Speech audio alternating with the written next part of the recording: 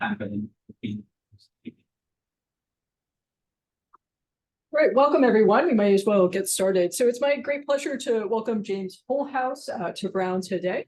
James is currently a postdoc at the Santa Fe Institute. If you're not familiar with Santa Fe Institute, it's actually one of my favorite institutes because it brings together people who are interested in a wide variety of different problems at a variety of different scales, thinking about things mathematically. They also spend a lot of time thinking about UFOs. So if you remember anything, you can remember that about Santa Fe.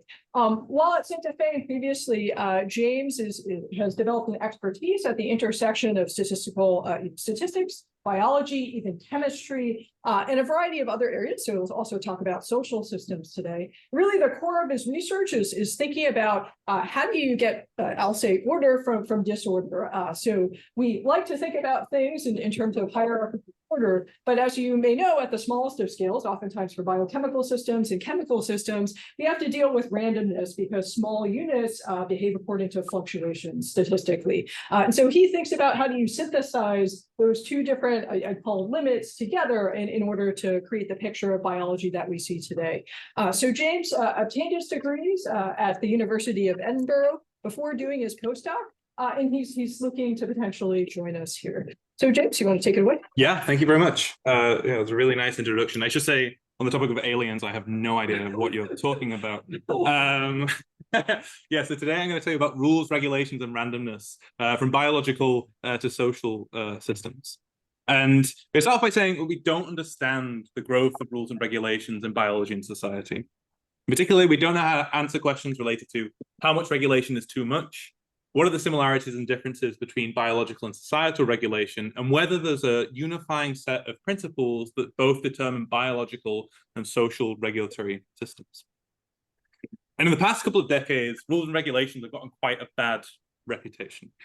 So the story starts, of all things, with cabbages. And in the Brexit debacle of 2016, cabbages were a big source of contention because they epitomized the EU's bureaucratic burden. And this tweet sums it up quite nicely. Not the Zoom companion, this is bureaucracy in action. This tweet sums it up quite nicely. The Lord's Prayer 66 words, the 10 Commandments 179, but the EU regulation of the sale of cabbages is over 25,000 words. This is an example of something increasingly more menial getting increasingly more regulated. The tax code is another example. If you take the most recent version of the Internal Revenue Code of the United States, you'll find that it has many pages of contents. In fact, it's 22 pages of contents and it's 4,215 pages in total. At an exponential growth since the start of the US Code in 1925, and it's only going to get worse. And in biology, we also have similar problems with regulation. We know that synthetic biological control is hard. Roberta Kwok wrote this really nice article just over 10 years ago now related to the 5 hard truths of synthetic biology. A lot of those problems that we had then, we still have now. So noise inherent to gene expression means it can be very hard to control biological synthetic circuits. By introducing new things into those circuits or removing things, we have lots of unintended interactions. And this reveals something about the complexities of cellular regulation. On like more specific level, that we have no cohesive theory of enhancer functions. So enhancers are these bits of non-coding DNA, which transcription factors can bind to, which the enhancer will then like form loops in the DNA and up or down regulate another gene. We know how these work in some very specific examples, but here are 3 particular ways that enhancers could function. As an enhancersome, everything has to come together. As a flexible billboard, where you can have different levels of transcription rate depending on what's being bound, or these different transcription factor collectives where it kind of matters on the order at which things are bound. That we have no cohesive theory for how they function.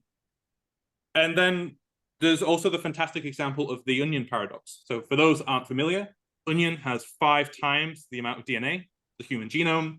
And there's been lots of explanations for what junk DNA is. So junk DNA in the past used to refer to anything that was non-coding, and we've revealed some of the functional aspects of those non-coding regions, such as long-coding RNAs and small RNAs. But in general, if you have a principled argument for what all of that junk DNA is doing, you have to be able to explain why an onion needs 5 times as much DNA as the human genome. And for me, regulation is an action that allows a system to maintain function and be robust in changing environments. So what is biological regulation? So at the smallest scale, as Brenda was saying at the start in the introduction, we have random fluctuations in genes which can be on or off. So transcription factors can bind to genes, or repressors can bind to turning things on and off. These different connections, these different switches can be encoded within a gene regulatory network, which essentially tells us, so each node here is a particular gene, each link is telling us that the protein of that gene is binding to or regulating another gene, up or down regulating. And you can take patterns in this network and ascribe function through the motifs, so autoregulation, the classic motif, which has like a very clear function. And there are many different levels here. You have these enhancer regions that I introduced before, known coding RNAs, epigenetic mechanisms, protein-protein interactions, protein-mRNA interactions. And this is just at the level of a single cell. There's many levels of biological regulation above this. And what is societal regulation? So social norms dictate a shared code of conduct. Institutions enforce new laws as society evolves. Laws dictate the ways that individuals can and cannot interact, kind of like a regulatory network. And then there are many different levels of regulation that we're subjected to on a day-to-day basis. So like law enforcement, international law, and so on. So what I'm going to propose to you today is that we can synthesize all of this into a science of regulation.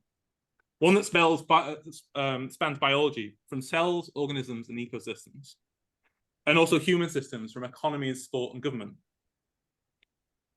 And in going from human systems to biological systems, we want to understand if there are principles of human regulatory systems that allow us a more intuitive understanding of what is going on at many different levels of regulation in biology. And going back the other way, from biology to human systems, we want to understand if there are any predictions that we can make about regulation inside a cell that we could actually give us some intuition for how we might better regulate our societies.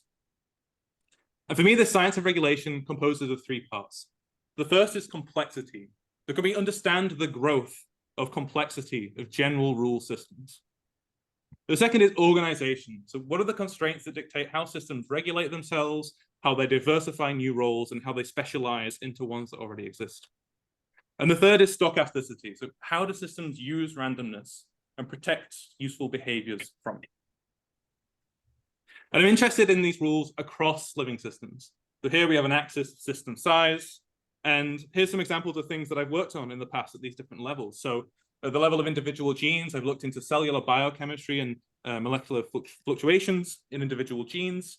Moving up, I've looked at cellular networks and motifs, in particular like distributions of proteins inside the cell. What is a cellular mode of behavior? And in particular, some motifs called autoregulation. The level of humans and organisms, I've looked at stochastic decision-making in humans and ants. And I've also looked at the evolution of growth of federal agencies and the growth of sports rules. And finally, on the largest level, I've looked at the evolution and composition of cities and also the growth of the US code in time. And many of these things are things that I'm going to touch on in this talk. And for some particular things that I've actually found, the level of individual genes, I found that genes could be modeled as on and off switches since they have very noisy superpersonian transcription. These two statements are one and the same, and I'm going to go into this later. I found that bursty gene expression actually reduces entropy production in transcription. This is the complexity reducing mechanism. At the level of cellular networks and motifs, I found that you colored noise. So this is noise which has a kind of time correlated component, can actually capture unresolved processes in gene expression that we don't typically measure. Level of human organisms, I found that one voter is enough to cause an avalanche effect if you have a system that is all deciding one way in order for it to flip to another. And on the level of organization in the cities, I found that the composition and diversity of cells, federal agencies, and cities actually arise from a unifying model of simple growth dynamics. And for the work that I did on individual genes, I was awarded the Reinhard Heinrich Thesis Award from the European Society for Mathematical and Theoretical Biology, particularly for the analytic and computational techniques used for studying these stochastic systems. And this is to say that I'm a mathematical biologist and I'm a complexity scientist. And I don't work with any particular model organism. My research takes an omics perspective. I'm interested in data across systems and across scales. And I have an interest in universal behaviors or lack of universal behaviors across these systems. Those are the things that interest me. And in terms of work that's been done in this line before, there's one paper I think really captures the philosophy of what I'm trying to sell to you today. This paper of Babu et al. On evolutionary dynamics of prokaryotic transcriptional regulatory networks. And this is one of the few papers that seriously considers the relationships between these different levels of regulation in prokaryotes. So you start off at the level of individual genes, transcription factors binding to individual genes. You can then see how that plays into these local structures in a regulatory network, which you can then place in a global structure of a regulatory network inside a single prokaryote. And my typical approach is to take data across these biological and social systems and theory from stochastic modeling, scaling theory, and network theory, and bring these together to get to something close to a regulatory theory across systems and across scales. So let's explore the first of these themes that define the science of regulation. So at the level of biological regulatory networks, we have a lot of data, and it's been studied for quite a long time. What I'm going to show you here comes from Erik van Nimwegen's classic article on scaling laws in the functional content of genomes. And in what I'm going to show you, each dot here on this plot is going to be representative of the data of an individual prokaryotic organism. And you can have a look at the scaling for the number of genes in a specific category, say metabolism or regulatory genes, against the size of a genome. We find that these scale in very different ways as genome sizes get bigger. And in particular for the regulatory genes, we see that regulatory genes roughly scale as n squared. Now, there's quite a simple explanation for this. Prokaryotes don't have a lot of compartmentalization. In principle, if you're going to add a new gene to the cell, which is going to give rise to a new protein, you have to start thinking about all different pairwise interactions that protein could have. In order to comprehend that, you really need a regulatory system that's going to scale with the number of different pairwise interactions, hence n squared. And we can look at these different types of scaling arguments across different levels of biological regulation. So we can look at the scaling of protein-protein interactions against the total, the typical size or the number of proteins for a given prokaryote organism. We find that it scales not as n squared, but as n to the 1.3. What number? So inside the cell, you can basically count the number of allowed protein-protein interactions between different proteins. You could, the experiment that you would do, I suppose, is you would, sorry,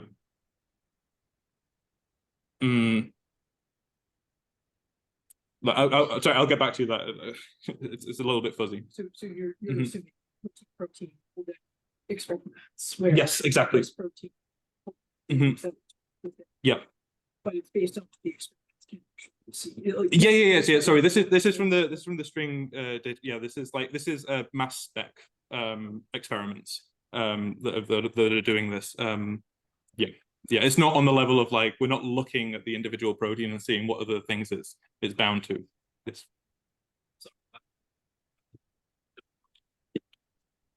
explain the differences between these three.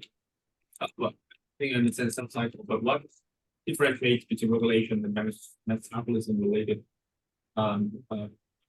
networks and the other potential categories either within this organism or across different organisms? Yeah, there's many different categories. So something like a metabolic gene is something that actually codes for a metabolite that's actually in a metabolic network.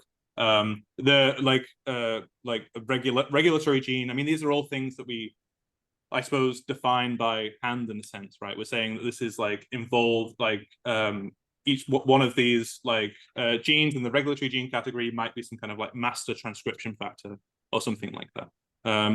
Generally speaking, you can divide up proteins into these different categories, and they serve a specific function. I suppose sometimes they serve more than one function, but in this case, we're looking at the ones that just have we've ascribed to single functions, or at least Erik did here. Yeah. Okay.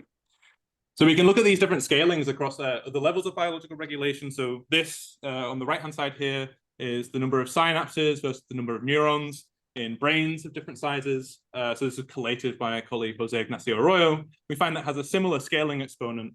And a theory of regulation would give us actually insight into trying to explain these exponents in a similar way to we explained the n squared for regulatory genes across different prokaryotes, in the terms of like a physical or biological set of principles. Now, on the level of society, the data is a bit harder to come by, and that's not because we have lack of different rule systems in society, because often people are interested in the state of the law as it is now, or they're interested in specific case studies going back in time, and not generally looking at on the large scale how the system has evolved. And so I'll give you an example that for a particular purpose. In the US, bills are originally passed through the House of Congress. This is where laws are made. These are then collated into the statutes at large. This is a chronology of different rules. These are then codified, the United States Code, essentially put into place. And these are then implemented by the Code of Federal Regulations, which has been in the news quite a lot lately. But what I'm interested in is this third step, the US Code, because if you look at any particular year of the US Code, it gives you an insight into the state of law of that particular year. Now, most countries don't have something like this. Most countries just have a chronology of rules. You can't look at a particular year to see the state of the law at any given time. And so studying the United States Code actually gives us a way to see how the bureaucracy of rules has actually increased in time. And I've been conducting a time-dependent analysis on this, and this provides some of the first data which we can really compare biological and social regulatory systems. And this is work done in combination with Heijin Yoon, Seoul National University, and Daewon Jong at Northwestern. And what we find is that, perhaps not so surprisingly, is that society has rule increases with both size and time. So what I'm going to show you here is the number of words against the year of the code. It was instantiated in 1926. And what we find it's been growing quite fast with time. So these different colors refer to different aspects of government. The code is split up in around 50 different titles. You have like war and national defense, public health and welfare. And this type of data allows us to start asking questions such as, is this growth of rules necessary or redundant? And how can we comprehend the complexity of the growth of these different rules? And one particular example for how we can start looking at this data more closely is we can say, look at the citation network between the different titles that exist within the code. And so when the code was first formed, it was before 1934, but this is a particular example. The number of links between the titles is actually pretty sparse. I suppose by design. These different sections of the government were created for a reason. As time went on, you see, even just in 1952, if you can see this, it actually gets very complicated very quickly. And so by starting to understand something about the citation networks and the complexity of that increase, we can start to understand something about the overlap of the different parts of society. And we can actually start to compare this to some of the other data from previous biological work. So the regulatory genes and bacteria here scale as n squared. What we find is we actually look against the total number of words against the US population. We actually find that it scales more roughly as n cubed. Now, there might be many different reasons for this. And so similarities and differences that we're interested in finding out. So you could say the very kind of baseline that this would mean that something about human societies is like slightly less efficient with regulation, but we're also dealing with like very different timescales here. Rules are created in our lifetimes and very fast.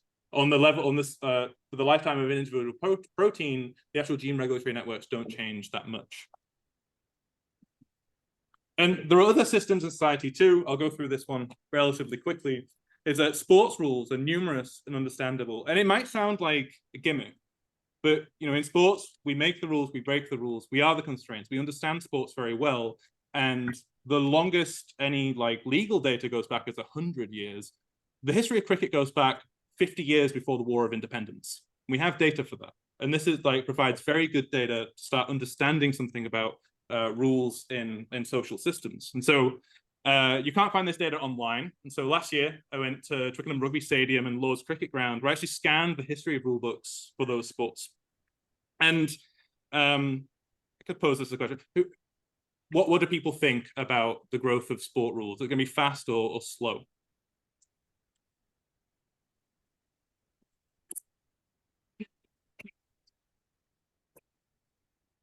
Interesting. I've asked a few like sports fans, and they often think that it might like start to saturate. past a certain point. Or everybody has their own particular example of something that they think is going to be really important that would like spike the rules. That isn't what turns out to be the case. What you find is a pretty if you look at at least for rugby, a pretty steady exponential growth of the rule books in time. Cricket here is a little bit messier, but still overall it has this like roughly exponential structure. Things that you might think that would be important, like the introduction of video assistant refereeing, don't really even turn up there. And yes. The number of words, could there also be a scaling in the number of words that we're using to describe the phenomenon? Precisely. So there's one thing that it's actually a lot easier in the US code. You can split all of the titles up into like a hierarchical structure. So you can look at the sections and the subsections and the subsections.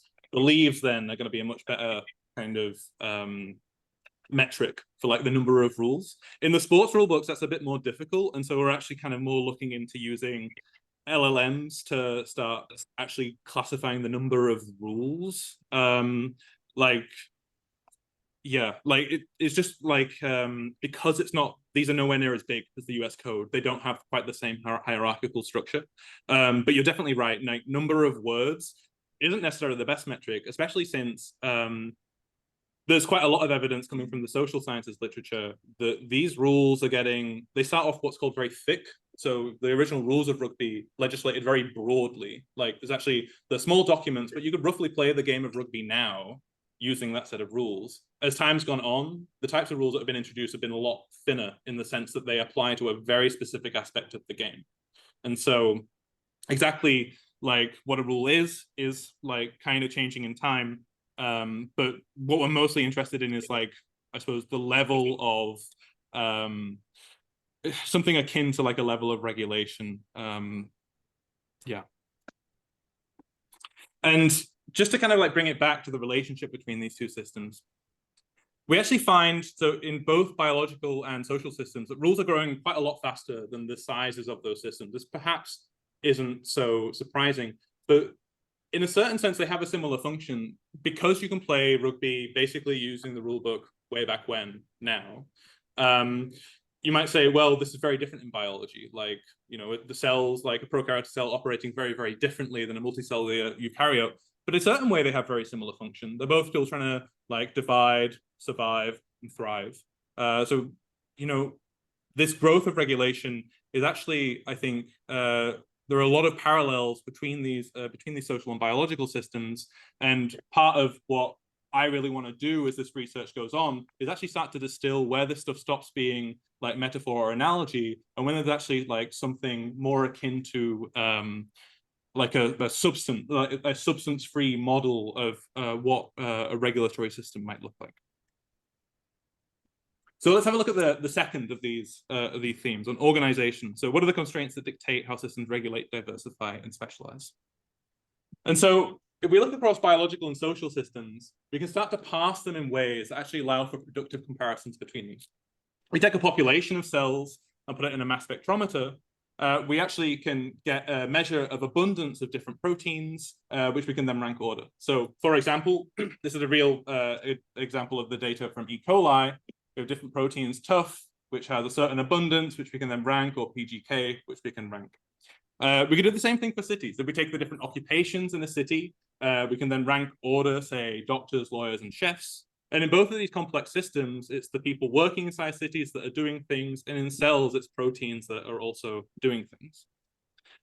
We can then plot these different tables as rank frequency curves. So we have like normalized abundance on the y-axis here. And what we find is that across prokaryotes, we actually have very like dissimilar structures of these different systems in terms of the relationships between the abundances of different proteins. So for cells of different size, we have a very different kind of relationship between the rank frequency plots here. Whereas for cities, we actually find that everything overlaps heavily onto each other. They're very self-similar structure to cities. And so the question arises, is there a unifying model that we can use to start describing some of this data? Now, this isn't the first type of work to be looking at these types of structures within biology or society. But some work that I really liked in the past actually looked at essentially power laws that result from, say, looking at the number of protein families against the number of domains within that family. And so power laws are actually expected in a large degree of like classification of different proteins. The question that I'm interested in here is much more about the abundance of different proteins in different, say, organisms. And the very first order, like if you were like looking at a city, you might want to, or looking at a cell, you might want to know about the number of unique functional elements that are inside of that system. So for example, in a prokaryotic cell, we can look at the number of unique proteins, say, against the total number of proteins, and we find that that is like very well predicted by power law, as it is in a federal agency, with actually a roughly similar exponent. So n to the 0.38 here. Whereas for cities, we actually find the diversity growth is logarithmic. And so if we're going to have a unifying model that can describe these different rank frequency distributions in these different systems, we'd also want to be able to explain something about the number of unique components that make up those systems. The standard model for looking at this type of emergence of novelty is called the Yule-Simon model. Now, it's been around for a long time. I'm going to explain the Yule-Simon model in the context of a restaurant through some characters that I've introduced. So this is the chef. And the model goes as so. With each time step with probability P, you add a new function. So this could be like a waiter or something like that. And you're going to linearly, preferentially attach two existing functions if you're adding to existing functions. So this means that if you have an existing function of size, of twice the size of something, you add twice the rate to that function. So let's show a few of these traces. So with probability P, you're going to add, say, a waiter. Or with probability 1 minus P in this case, you're going to add another chef. You can continue this process on and on, and eventually you add this like relatively grumpy sommelier. And this type of model is really, really good for explaining word frequencies or income distribution. So this is, Herb Simon has a classic paper on this in the late 50s. It's not very good for explaining things more closely related to regulatory systems, such as protein abundance and the occupations in cities and the workers in federal agencies. And so what I've done in some recent work is actually derive a new model that explains the social and biological diversity. So in this context here, we start off, say, with a gene and a protein. You can either add a new gene, or you can add to proteins of an already existing type. And the two things that make this model, one is a decreasing mutation rate. So as your system size gets bigger, the rate at which you're mutating new roles decreases.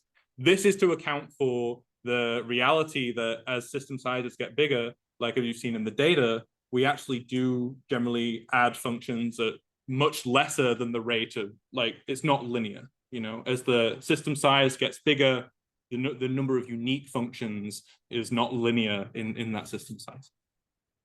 And we also have a sublinear preferential attachment, which also includes linear preferential attachment as a special case. This is to account for the fact that, I mean, as a lot of people know, now there's a lot of contention about power laws being everywhere, and a lot of these power laws not actually being kind of what they seem, that if you actually extend the data, you start to get not so much power law tails, but things looking more like a stretched exponential. This is to account for that possibility in the data. And if you're going to make a mathematical model of this, there are kind of two kind of variables of the system that you really want to consider. One is the system size, n, but the second is the number of genes with, say, K proteins in this narrative. You describe this using something called a master equation, which would tell you on the left-hand side here, the rate of change of the number of functions of size K as your system size increases. So this is the derivative on the left-hand side. And this is a function of two possibilities. One, of the probability of adding a new gene into your system. And the second, the probability of adding to an existing gene with proteins of group size K. Now, I have a complete mathematical theory for all of this that explain many aspects of the data. I'm not going to present that to you now, but I'm going to tell you some of the kind of core takeaways of that theory. So you could ask, like, what is the utility of this theory of function diversity? Well, we really want to be able to make predictions of things that we couldn't make without the theory in hand. So first is we can find relationships between seemingly unrelated observables. So if we look at the rank frequency distributions for federal agencies, prokaryotes, and cities, we find that cities are the only example here that show this universality.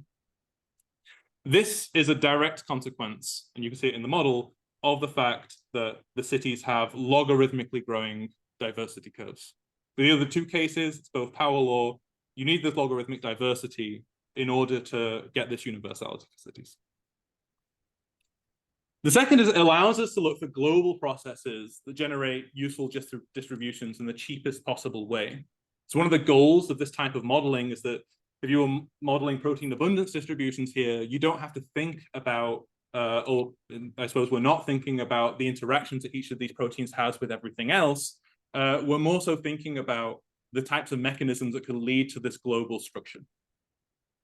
And the third is allows us to look at the similarities and differences across these systems in terms of simple generating mechanisms. So what I did was like an inferential procedure to determine the parameters of the model that best fit the data. So the y-axis here essentially shows the preferential attachment predicted for a given system. And the x-axis here predicts something about the mutation rate. It's a parameter that defines the mutation rate. Going from right to left, mutation rate increases. Each point in what I'm going to show you is a different city or a different cell. And the axes are the values that were determined from inference.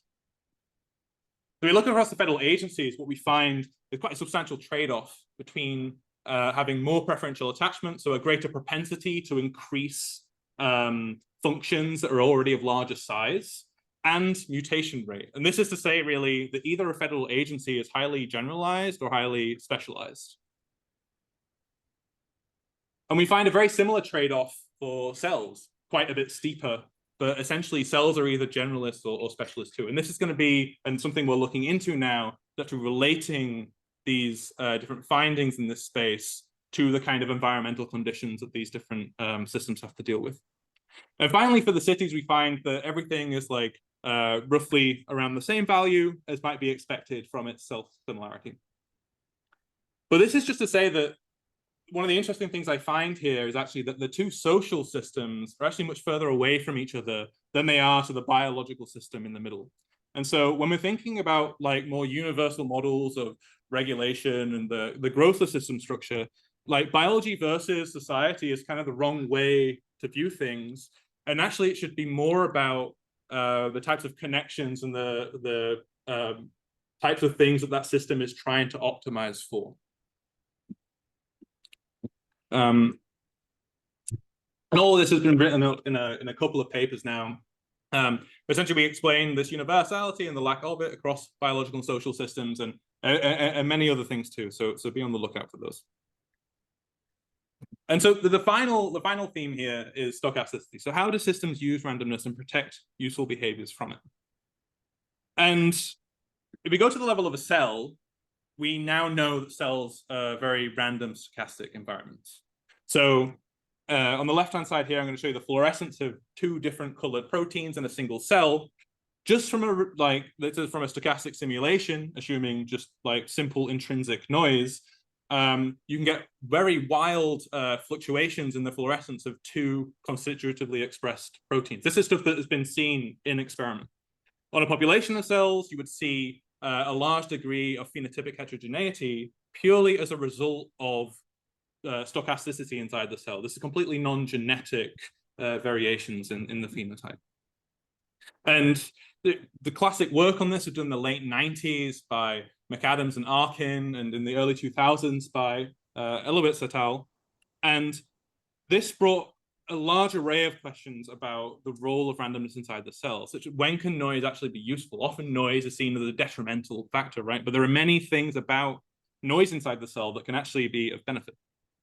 Then you also have like, how can cells distinguish the signal in the noise? It's a big kind of question in control theory, like where you have a noisy signal, how is it that you can actually still make optimal decisions?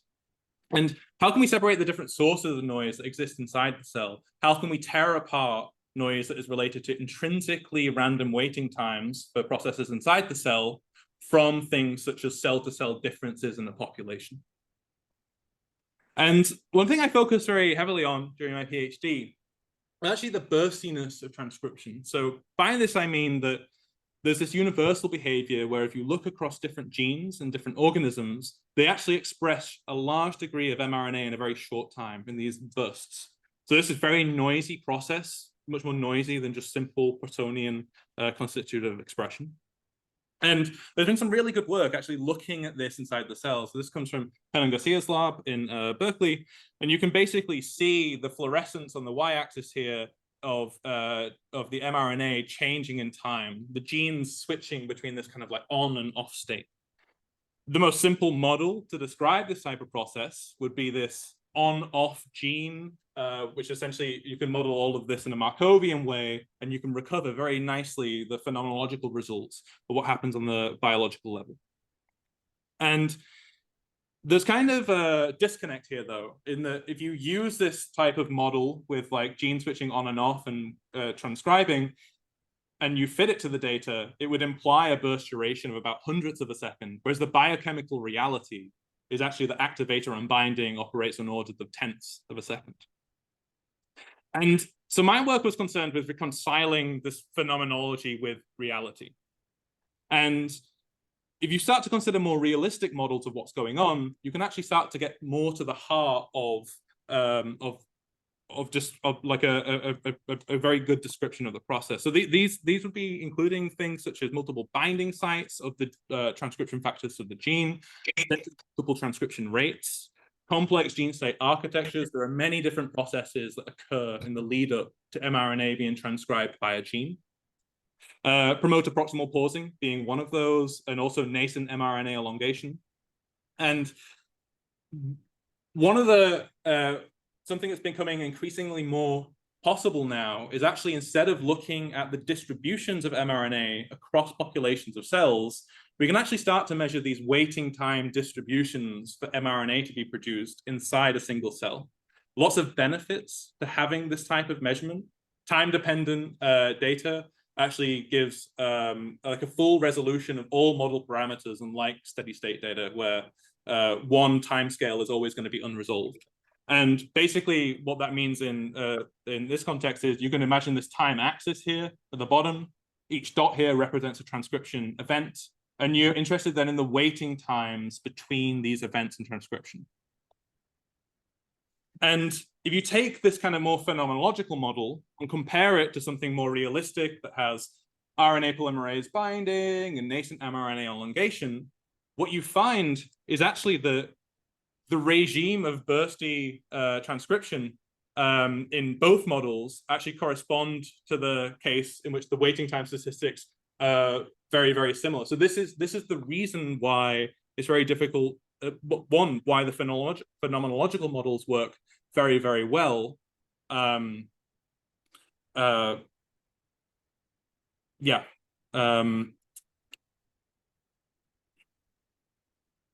Okay, I think that's what I wanted to say.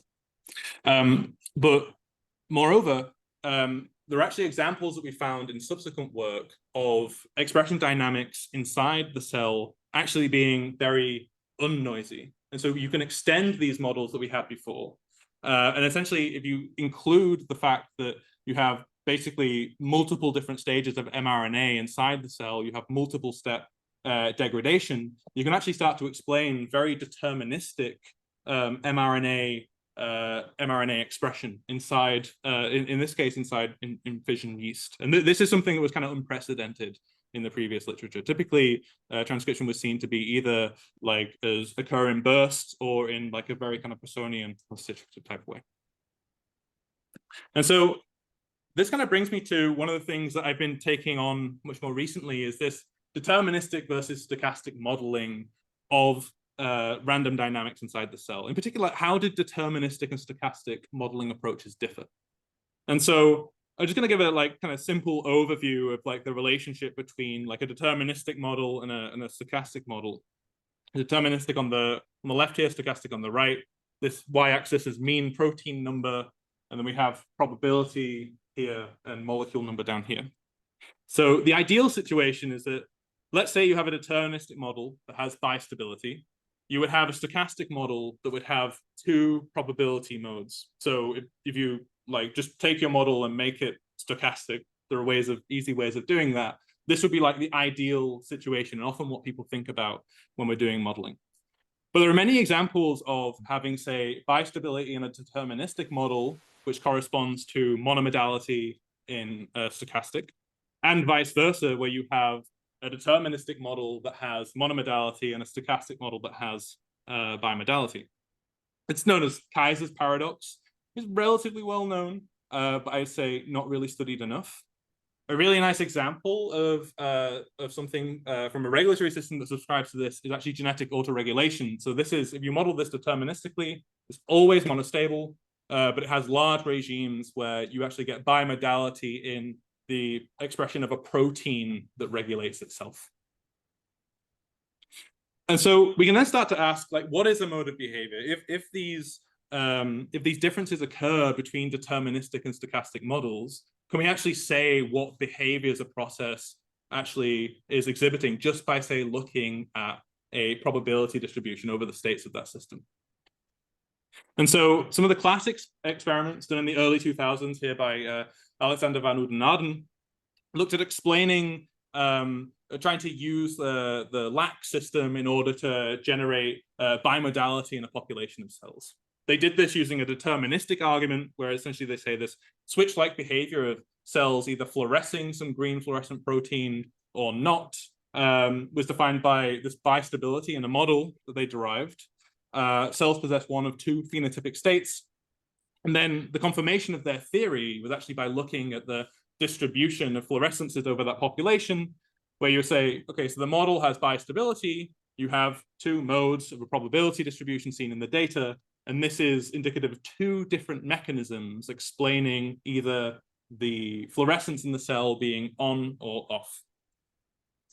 And this would lead to like the pretty standard thing, whereas if you see a probability mode in your data, you might often think that there's like a mode of behavior like associated to that mode. As mathematical modelers, often what we're very interested in a model is what are the regimes where you get this type of bimodality or multimodality in a stochastic system.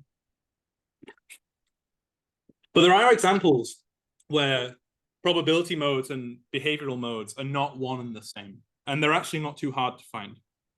And so let's take a simple process, say enzyme kinetics. So substrate can bind to enzyme to give a complex and return a product in an enzyme. It looks something like this. Let's say you have this green fluorescing substrate, which will be important information for a second. The enzyme is slowly going to consume until the point where all of this is now product molecules. And we're assuming that the rate at which you go back from the product to the substrate is very small. It's a single mechanism of decay, and it's always, this is a deterministically monostable system. So you'd think that stochastically it would always be monomodal if you're exploring this in time. What I'm going to show you that that's not the case. So if you look at on the left-hand side here, the probability of substrate versus the number of substrate, it's going to be a probability distribution that's changing in time, starting from 50. And I have a hypothetical population of cells with fluorescent molecules of S. So what we see is initially like all of the cells are this is dark green, believe it or not. They're going to start changing color very soon. And this probability distribution starts off evolving monomodally. And this is typically what you'd associate with a single mode of behavior. But at some point, we get this second mode start to appear. And this is the phenomenon known as transient bimodality. And in the physics literature, it's been known for quite a long time, and it gives rise to very long-term metastable behaviors. This is not something that just goes away very quickly. Even at the end here, there's still 10% probability of having a larger number of substrate than 0. And we see this phenomenon of transient multimodality across biology and society. And these are examples where you have multiple modes of probability distribution and you don't have multiple modes of behavior. And so I've seen this in the bimodal length distributions of viral cheats in theoretical work led by Asher Leeks alongside William DeWitt and Brandon Schloman. I've seen this in distributions of social choice in models from sociophysics and work that I did with Jose Moran. And also in distributions of protein and genetic autoregulation, this scheme that I showed before, alongside my PhD advisor, Ramon Greener, Chen Jie, and Bingji Wu. And this is just to say that mechanistic behavioral modes may not always be what they seem. And that if we take the breaking of steady states seriously in biology, A lot of the social side of the kind of sociophysics literature takes metastability very seriously. We might actually be able to see that what we think of as competing modes of behavior are actually just the product of transient behaviors. This is something that I think should be much more, a much bigger deal than it currently is. And I'm actually writing a piece at the moment on the kind of conceptual issues in identifying modes of behavior in a noisy single cell. And although I'm still waiting to hear back from the NSF, as many other people are, going to try and organize a workshop later this year to kind of go into the developments and current challenges that are happening in stochastic gene expression. The NSF said that I would hear back in March. I'm sure we're all having this problem right now. So in summary, the science of regulation composes of 3 parts. So one is complexity, second is organization, and the third is stochasticity. And the 5-year plan would be as follows. So the first part is to collect and process and disseminate rule data, and to construct models of rule creation that can explain the growth of rule systems like across the spectrum of biology and society. This would involve data collection, so like physical data collection of like social rules or of more biological regulatory data sets. Use of evolutionary algorithms to explore the creation of those rules, and also first passage time theory. The second would be to use models from statistical physics to explain the organization of biological and social systems from a unifying perspective. And for this, we'd use models similar to network growth, collect data on regulatory mass, not just regulatory networks. This is like more related to what fraction of resources of the cell would be devoted towards actually transcription factors. And finally, the link between function and abundance in metabolisms. We have very good data on enzyme abundances that we're actually trying to use to explain something about like the relationship between how well an enzyme functions and how much it's expressed.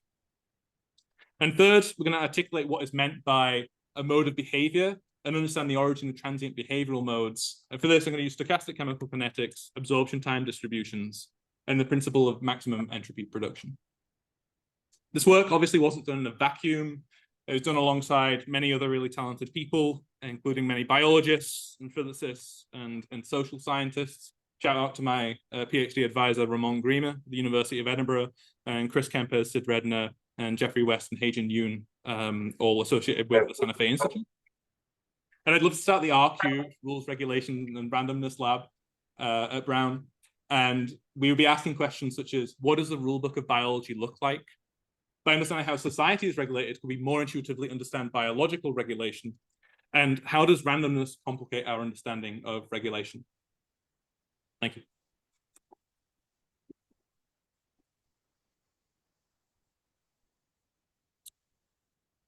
I think was called the level of modeling we're thinking about was, I don't know how much actually thinking of things being intrinsically Markovian and how much systems remember their history. They're trying to. When you think about how evolution, a lot of evolution is not. It's simply cannibalizing existing behavior or existing molecules, groups. Not trying to start things afresh. It's complicated to do so. I think about sports regulation. It's certainly at the level of individual regulation. It's not. It's about time we change the rules. We haven't done it for you. Yep. It's simply, I want the game to be faster. I want the game more interesting. I want the game to get, more people understand something. Right? And so, to what extent is a Markovian description doesn't pay attention to this history? Yeah, so it really depends on the level at which you're operating. So, say on the level of an individual gene, we have actually good evidence that those the waiting times for molecular events are pretty well approximated by an exponential distribution, presumably because there are very key rate limiting steps that basically mean that the timescale at which that event is operating is governed by the slowest timescale. When it comes to looking at systems like larger than that, you're absolutely right. Like these effects are important.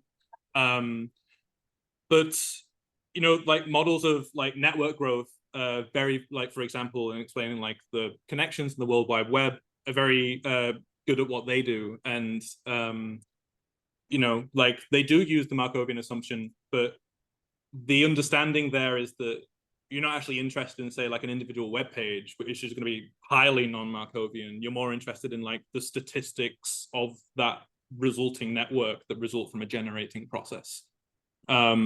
So I think we do have to be careful if we're looking at the evolution of, say, like, I don't know, like a particular rule of agriculture or something, that definitely can't be modeled as a Markovian system. But the system as a whole, if you're considering like things as to be relatively unlabeled, I think Markovian models can be a good approximation of that like generating process. So the quantitative question was over what scales would it be?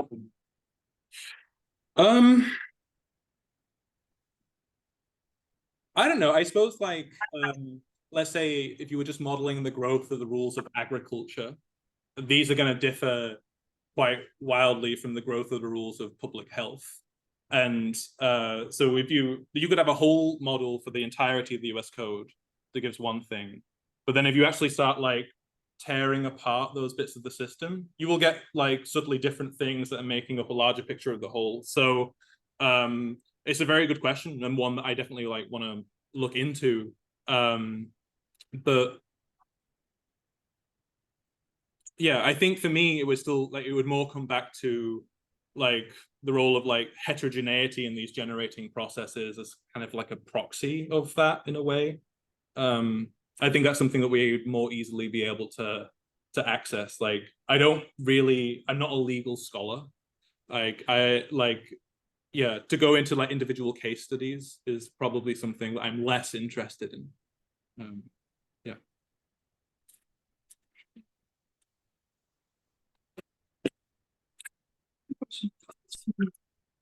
Mm-hmm.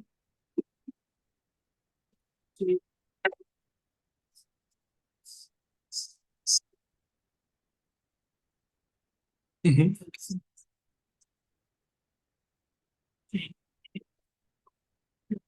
Specifically, insofar as cities are increasingly part themselves. Yeah.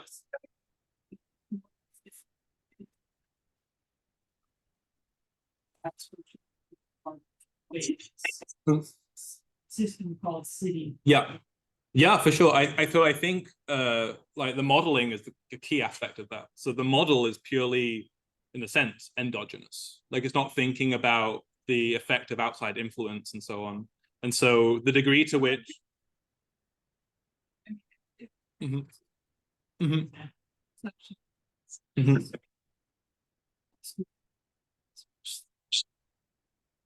Mm-hmm.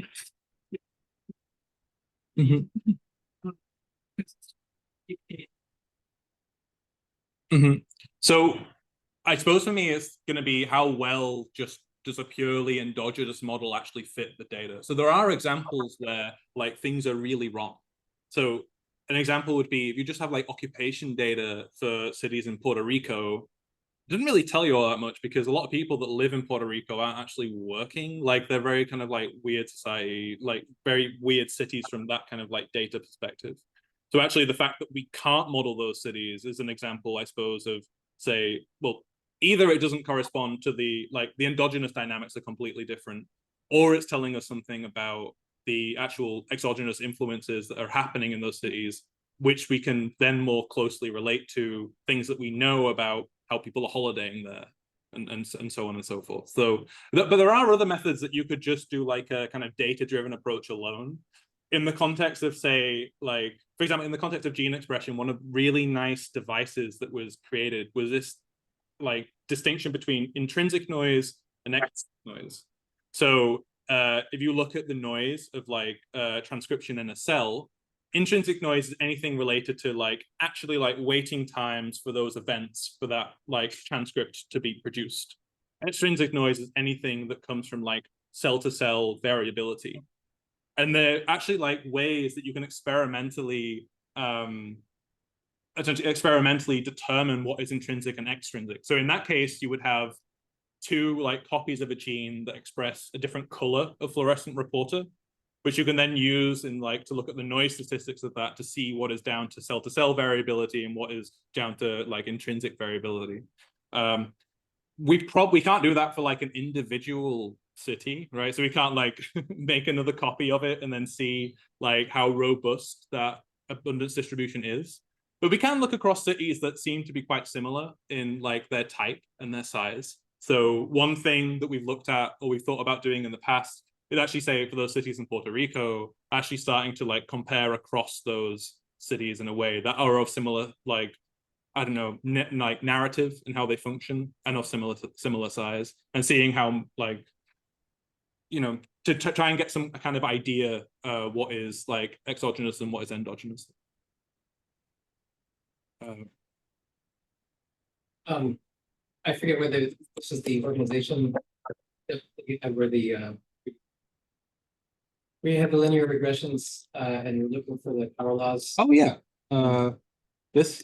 Yes, these were the ones before them. It seems to me that like if you had the choice of units, seems to be have a pretty significant influence on the exponents that you have uncovered. And it seems like maybe with more robust theory, you would say that the number of people or the number of employees might actually be not the right unit, right? If we say, oh, this is a square law, it might be that you've actually uncovered a slightly larger unit of people, I don't know, family or neighborhood or something like that might be a more appropriate unit to contrast with the number of pages in the regions. Absolutely. So in the data that we like have access to, we definitely have looked at like several other dependent variables. I think for us though, the task is like here was, well, I'll answer this and I'll answer one other bit of your question. So here was actually to think about what are the correct analogies for things across these different systems. So for a federal agency and for a city, like what like workers are in. Yeah. That there may be an opportunity for some future exploration if you see that, oh, this one really should correspond to the regulation in a zone. Yep. Why doesn't it go up by why doesn't it be a square as an exponent? Perhaps you have then discovered a slightly larger unit of organization that might be relevant to your analysis, like super pairs.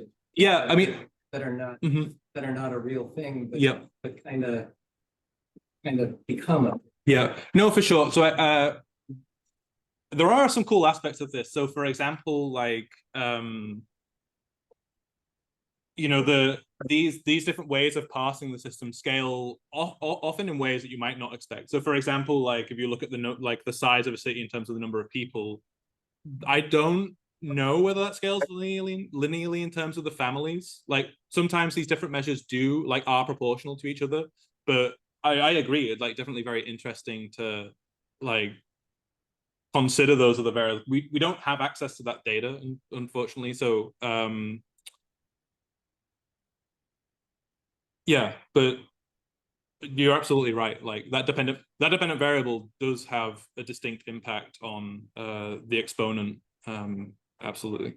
But often they scale in ways that is still relatively robust. Like if you're thinking about like a core component of the system, like yeah.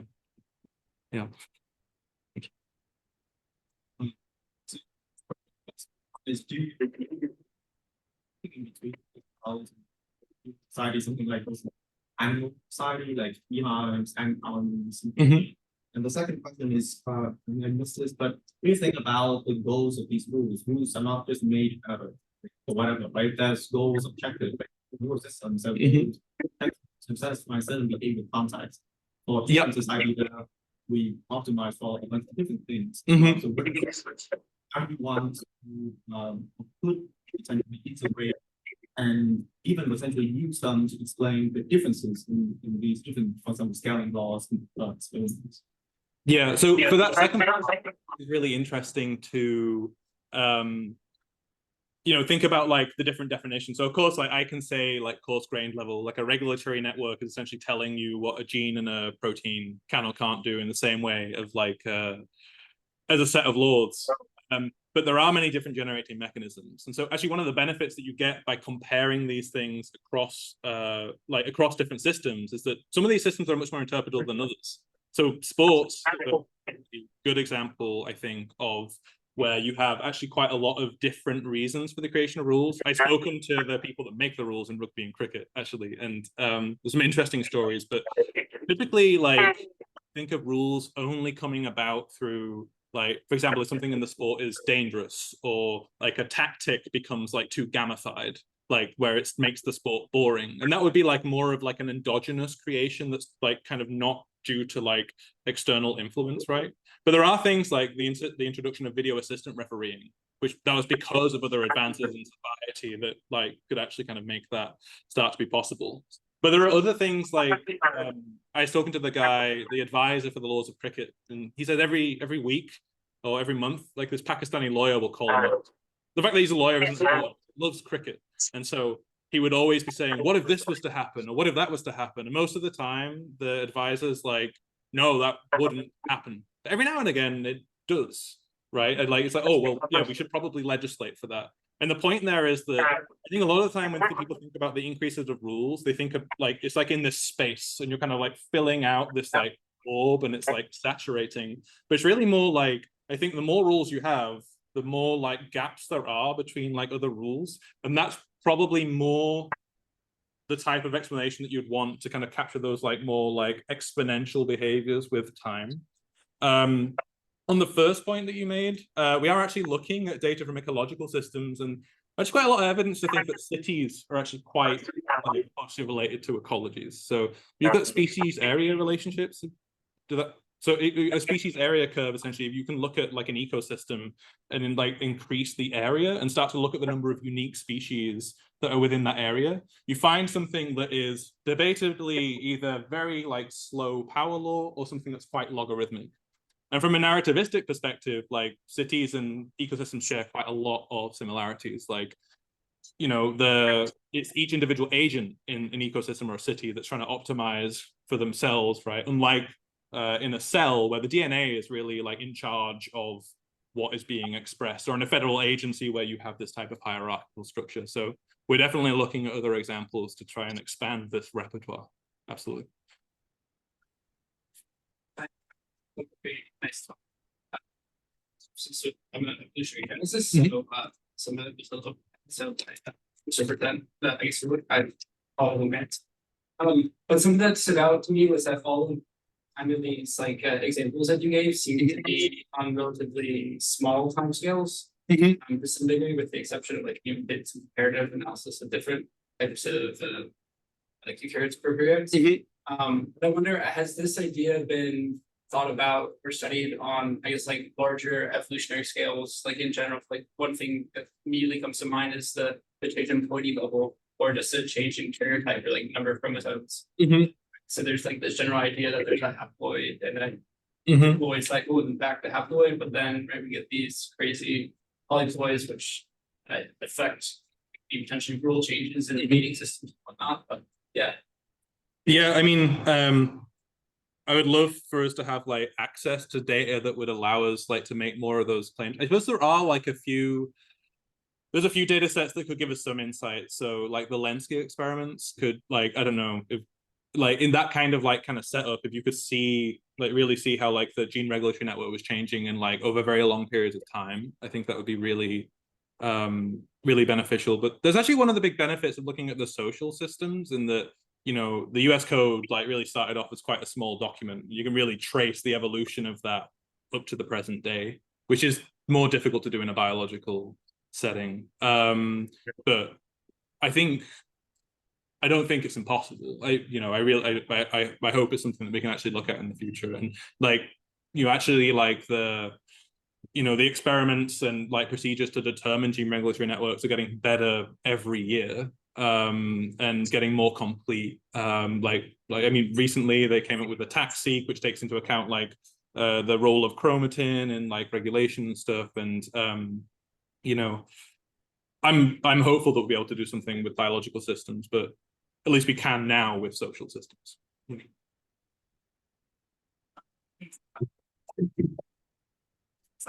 But down some baseball officiating. And having to know that particular example that a lot of like hypotheticals, like in cricket that you mentioned, sort of get operated outside of the rule book, like casebooks and manuals that are like really only read, but they're like part of the official rulings, but sort of explicit effort to like keep the rule book the same size. So I guess the serious question out of that has been it's like before any of the modeling, like, how much do you trust the social data? Like is the size of the US code that the right thing? Yeah, well, there are lots of different levels of rules in society as there are in biology. So, for example, like the US Code is just one of 3 massive documents that actually like dictates something about rules and regulations. So the federal code is also actually being slashed right now. That's the document that's in the news, which essentially is being attacked. This is like how the US Code is implemented. But there's also the statutes at large. But even in sports, it's the same as well. And part of it is like, which sports do you pick? So you do want something where that structure of like, say, the rules regarding a specific part of the game is like not going to change at 1950 to a point where the information is then spread everywhere else. But cricket and rugby are pretty good for that. And it's like, not to say that there aren't special cases. I mean, cricket has 3 different major forms of the game, which do have different rules, but there is still like a set of rules for the general game of cricket that are independent of the length of time that somebody plays the game for, or how many balls a bowler is allowed to have, and so on. So it's definitely something I spend a lot of time thinking about. Absolutely. Yeah. Thank our speaker. Thank you.